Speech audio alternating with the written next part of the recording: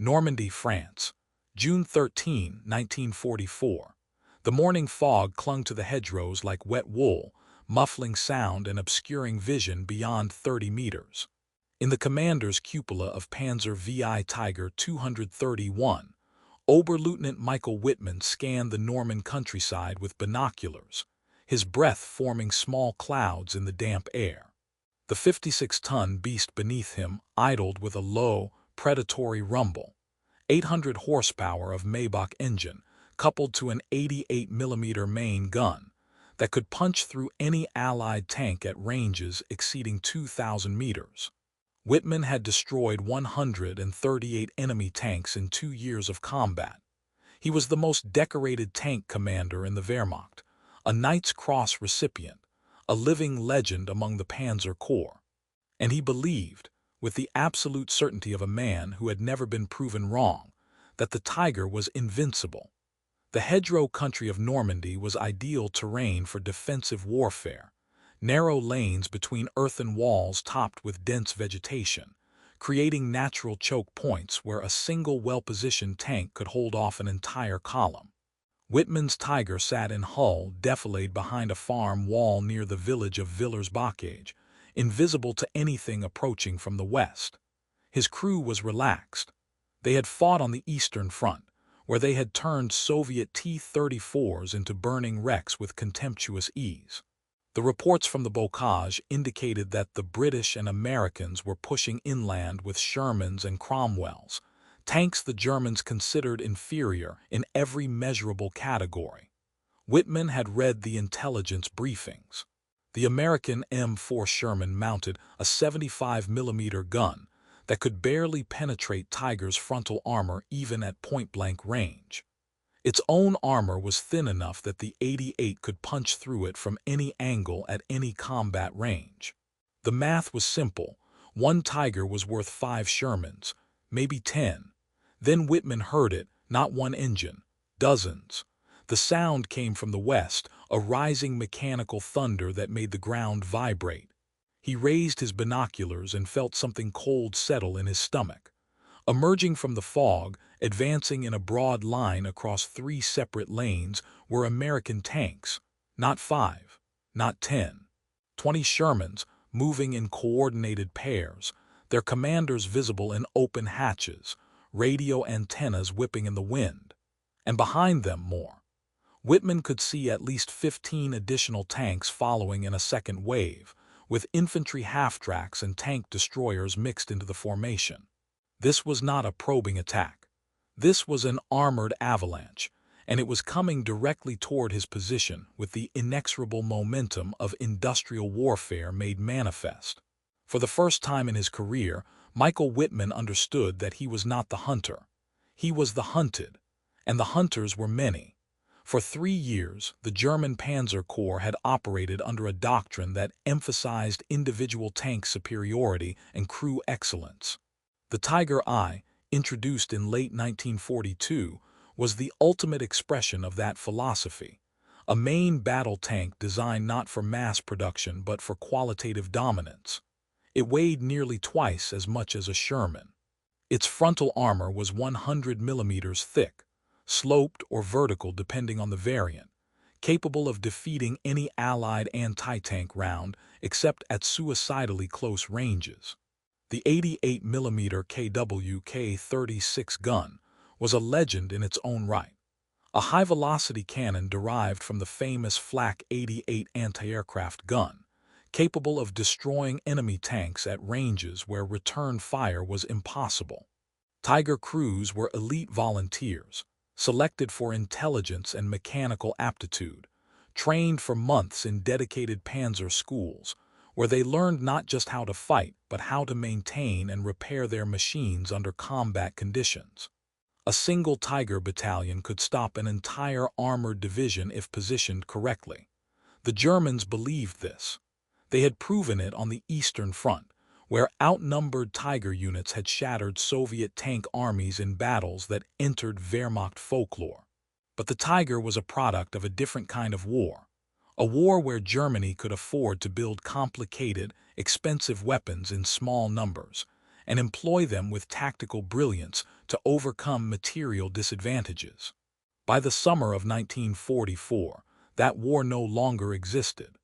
The strategic situation had transformed into something the German General Staff had not anticipated and could not counter: total industrial mobilization by an enemy with effectively unlimited resources. The United States was not building tanks to achieve qualitative superiority. It was building them to achieve quantitative annihilation. Between 1942 and 1945, American factories produced 49,234 Sherman tanks. 49,000. In the same period, Germany built just over 1,300 Tigers of all variants. The Americans were not trying to build a better tank. They were building an unstoppable flood of adequate tanks, supported by logistics, air power, and a replacement system that could absorb losses that would cripple any other army and simply continue attacking. The Sherman was not a superior tank in a straight technical comparison. German tankers were correct when they called it undergunned and underarmored. The standard M4 with the 75mm gun could not penetrate Tiger's frontal armor at combat ranges. Its own armor was vulnerable to nearly every German anti-tank weapon, including the handheld Panzerfaust. It was taller than the Tiger, making it an easier target. It ran on gasoline rather than diesel, which meant it burned readily when penetrated, a trait that earned it the grim nickname Ronson among British crews, after the cigarette lighter that advertised itself as lighting on the first strike. In a one-on-one duel between a Tiger and a Sherman, the Tiger would win almost every time, assuming competent crews and equal positioning. The Germans knew this. They built their defensive doctrine around it. They positioned Tigers in overwatch positions where their superior optics and range advantage could be maximized. They waited for the Shermans to come to them, confident that numerical superiority meant nothing if the enemy tanks could be destroyed before they closed to effective firing range. What the Germans failed to understand was that the Americans had no intention of fighting fair. The U.S. Army had studied the Tiger carefully. They knew its strengths. They also knew its weaknesses, and there were many.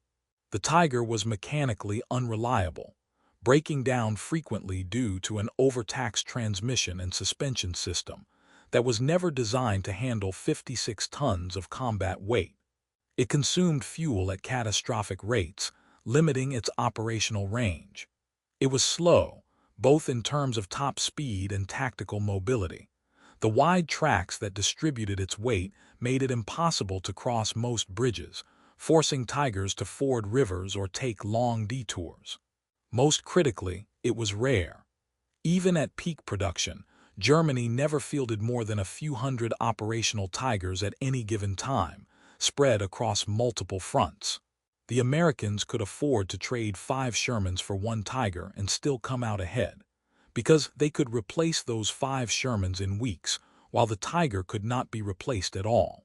So the Americans developed a doctrine that turned the Sherman's weaknesses into a tactical advantage. They called it swarming. Instead of attempting to match the Tiger's firepower or armor, American tank units were trained to attack in overwhelming numbers, from multiple directions simultaneously, accepting losses as a cost of doing business. A typical American armored engagement against a Tiger position followed a brutal but effective pattern. Lead tanks would advance directly, drawing fire and forcing the Tiger to expose itself.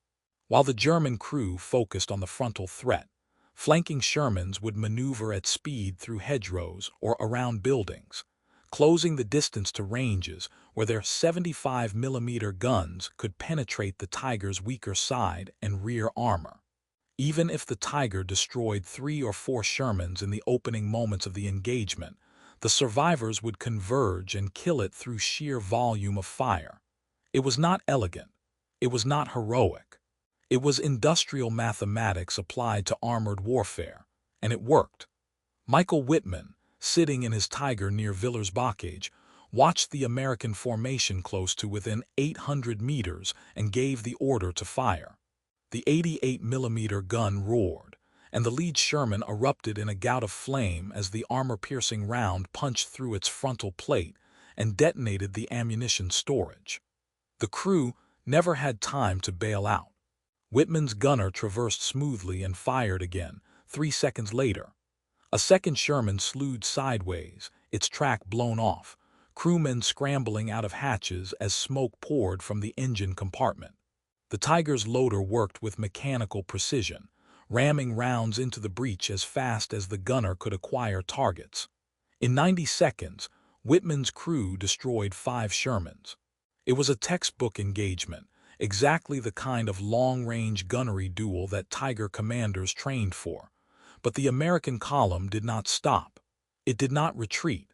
It simply absorbed the losses and kept coming.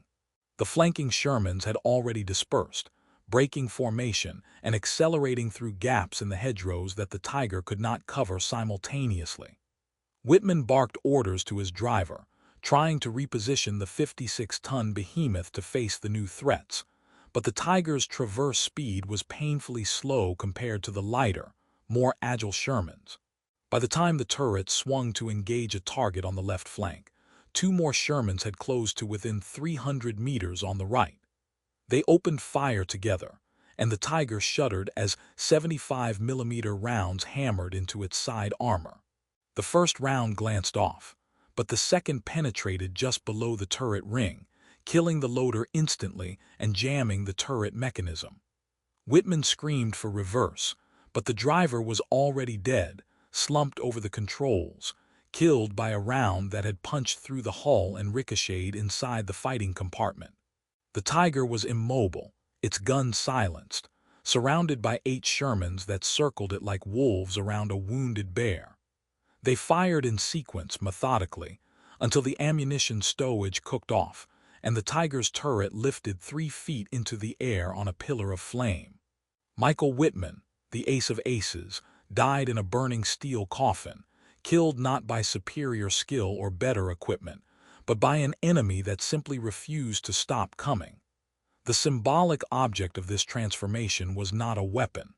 It was a number, 5. The Americans calculated that they could afford to lose 5 Shermans for every Tiger destroyed and still maintain offensive momentum. 5 Shermans cost less to build than 1 Tiger. 5 Sherman crews could be trained in the time it took to train 1 Tiger crew. 5 destroyed Shermans could be replaced in weeks. 1 destroyed Tiger was gone forever. The number became a psychological weapon as much as a tactical one. German tankers knew the Americans were willing to accept 5-to-1 loss ratios. They knew that even if they fought perfectly, killed every tank they could see, destroyed targets at maximum range with flawless gunnery, the Shermans would eventually overwhelm them through sheer attrition. It was not a question of if, it was a question of when. And that knowledge, that mathematical certainty, eroded morale more effectively than any propaganda. The emotional contrast was total and devastating. In 1943, Tiger crews had been gods of the battlefield. They rolled into combat with the confidence of men driving invincible machines, supported by tactical doctrine that emphasized their qualitative advantage. When a Tiger company appeared on the Eastern Front, Soviet tank commanders would withdraw rather than engage. When Tigers held a position, entire Allied offensives stalled. The psychological effect of the Tiger was almost as valuable as its combat capability. It forced the enemy to concentrate forces, call in air support, waste time and resources neutralizing a single vehicle. German tank crews believed that 1 elite soldier in a superior machine could defeat 10 average soldiers in inferior equipment. It was a comfortable belief. It validated their training, their sacrifice, their sense of purpose. And for a while, it was even true. But by the summer of 1944, after the Normandy invasion, that belief collided with a reality that shattered it beyond repair. The Americans landed with 3,000 tanks in the first month after D-Day. 3,000. The entire German Panzer Reserve in Normandy numbered fewer than 400 tanks of all types, including obsolete models. For every Tiger that reached the front, 20 Shermans were already there. The Americans lost tanks at horrific rates. Entire battalions were chewed up in the Bocage fighting, with unit losses exceeding 50% in some engagements. But they simply brought forward more tanks. Replacement vehicles arrived by the trainload. Crews were rotated out, refitted, and sent back into action. The American logistical system treated tanks as expendable ammunition, not precious resources. German commanders watched in growing horror as their carefully hoarded Tiger battalions were ground down by an enemy that seemed to have infinite reserves. They destroyed 5 Shermans. 10 more arrived. They destroyed 10. 20 more appeared.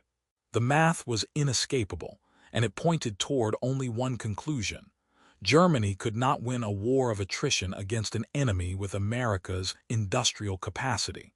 The historical evidence is overwhelming and meticulously documented. In the Normandy campaign, from D-Day to the breakout at Falaise, American armored units lost approximately 1,500 tanks destroyed or damaged beyond field repair. German forces, including all Panzer and Panzer Grenadier divisions, lost approximately 500 tanks.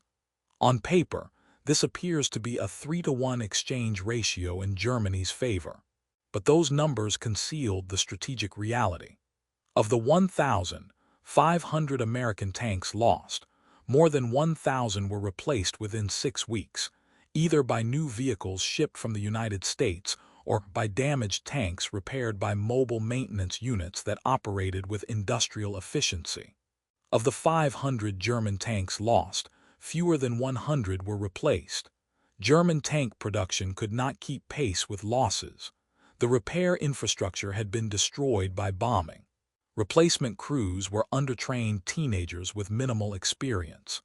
By August 1944, the average operational strength of a German Panzer division in Normandy had fallen to fewer than 30 tanks. American armored divisions rolled into the breakout with over 200 operational vehicles each. The quantitative advantage was so overwhelming that tactical skill became almost irrelevant, and the Sherman itself evolved. The Americans were not ideologically wedded to the 75mm gun. When frontline reports confirmed that it was inadequate against German heavy armor, they simply upgraded. The M4A3E8 Easy 8 variant entered service with a more powerful 76mm gun, improved suspension, and better armor protection. When even that proved insufficient against Tigers at long range, the Americans deployed the M36 tank destroyer, mounting a 90mm gun that could penetrate Tigers' frontal armor at combat ranges. They integrated these vehicles into combined arms task forces that included infantry, artillery, engineers, and close air support. The Sherman was never meant to fight the Tiger alone. It was one component of an interconnected system designed to apply overwhelming force at the point of contact. German tankers found themselves facing not individual enemy tanks, but entire mechanized battle groups that could call in fighter bombers, heavy artillery, and infantry anti-tank teams within minutes. The Tiger's tactical advantages, its superior gun and armor, became irrelevant when it was being hit simultaneously by tank fire, artillery shells, and 500-pound bombs dropped by P-47 Thunderbolts. The transformation in German morale was profound and well documented in post-war interviews. Veteran Tiger commanders who had entered Normandy with confidence left the campaign, if they survived, as broken men. They spoke not of tactical defeats or strategic errors, but of a fundamental helplessness in the face of material superiority that no amount of skill could overcome. One commander, interviewed by Allied interrogators in 1945, described the experience in stark terms. "We would destroy 5 of their tanks and they would not retreat. They would bring forward 10 more. We would destroy those and 20 would appear. We fought perfectly. We did everything our doctrine required. And we lost anyway because they had more tanks than we had ammunition." This was not an admission of cowardice or incompetence. It was a recognition that Germany was fighting an enemy that operated under entirely different rules, rules where losses did not matter, where numerical superiority was not a temporary advantage but a permanent condition, where the industrial capacity of the enemy made defeat mathematically inevitable regardless of how well the Germans fought. The Tiger itself became a symbol of Germany's strategic failure. It was the ultimate expression of a military philosophy that prioritized quality over quantity, individual excellence over systemic efficiency, battlefield dominance over logistical sustainability. In small numbers, operating under ideal conditions, the Tiger was everything its designers intended, a nearly invincible killing machine that could hold ground against vastly superior numbers. But wars are not won by individual machines or heroic crews. They are won by industrial systems, by logistics networks, by the ability to absorb losses and continue fighting. The Tiger required 900 man-hours to build. A Sherman required 500. The Tiger's engine required 100 hours of maintenance for every 10 hours of operation. The Sherman could run for weeks on minimal maintenance. The Tiger was a masterpiece of engineering. The Sherman was a masterpiece of mass production. And in the end, mass production won. The number 5 haunted the survivors. It appeared in every after-action report, every tactical analysis, every debriefing. 5 Shermans for 1 Tiger. 5 tanks destroyed before the position was overrun. 5 replacements arrived for every American loss. The number became a shorthand for everything the Germans had failed to understand about modern industrial warfare. They had built a small number of superb tanks and assumed that excellence would be sufficient. The Americans had built an ocean of adequate tanks and drowned them. It was not personal. It was not even particularly tactical. It was industrial economics applied to warfare, and the Germans had no counter to it. Their factories were bombed. Their fuel supplies were cut off. Their trained crews were dead. Even if they could have built more Tigers, and they could not, they lacked the resources to field them, the fuel to drive them, and the logistics to sustain them in combat. The Tiger battalions that entered Normandy as elite formations left as shadows, their numbers decimated, their survivors traumatized by the experience of fighting an enemy that simply would not stop coming, no matter how many of them died. And the Shermans kept coming, through the Bocage, across the Seine, into the Siegfried Line, all the way to Berlin.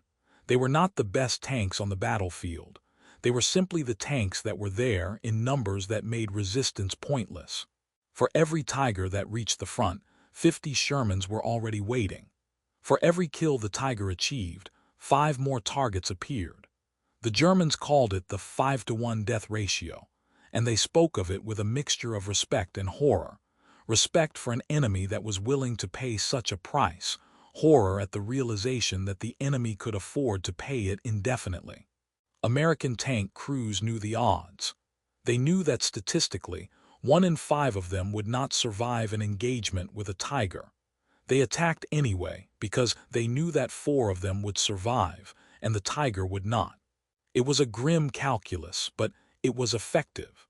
The epilogue belongs to the numbers, because in the end, numbers were the only truth that mattered. Germany produced 1,347 Tiger I and Tiger II tanks during the entire war. The United States produced 49,234 Shermans, plus thousands of additional tank destroyers, light tanks, and armored vehicles. The production ratio was 37-to-1. The loss ratio in combat never exceeded 5-to-1, and in many engagements it was closer to 3-to-1. Even at the worst-case scenario, trading 5 Shermans for every Tiger, the Americans would have run out of Tigers to kill long before they ran out of Shermans to send. That was the lesson of Normandy, and it was a lesson that applied to every aspect of the war. Germany could not build enough tanks, train enough crews, or produce enough ammunition to match an enemy that measured industrial output not in hundreds or thousands, but in tens of thousands. The Tiger was a magnificent machine, but it was also a symbol of a nation that had lost the ability to compete industrially and was trying to substitute excellence for capacity. It did not work. It could never have worked. And by the time the German tankers understood that, it was far too late. The hedgerows of Normandy are quiet now. The fields where tigers burned and Shermans died in swarms have been plowed under and replanted. But the lesson remains, inscribed in the wreckage that still lies buried beneath those fields. The lesson that wars are not won by building the best weapon, but by building enough weapons. That excellence without capacity is a dead end. That 5 adequate machines will always defeat 1 perfect machine if the 5 are willing to pay the price. The Germans believed the Tiger was invincible. They were correct, in a narrow tactical sense. A single Tiger, properly employed, was nearly unbeatable. But they were fighting an enemy that did not send single tanks. They sent swarms. And the swarms, patient and relentless and inexhaustible, rolled over the Tigers and crushed them beneath the weight of industrial arithmetic. The number 5 became the epitaph of the Panzer Corps, the number that represented not courage or skill or tactical brilliance, but the cold, irrefutable mathematics of total war. 5 Shermans for 1 Tiger. 5 losses the Americans could afford. 1 loss the Germans could not. And in that simple equation lay the outcome of the war itself, written in steel and fire across the fields of France.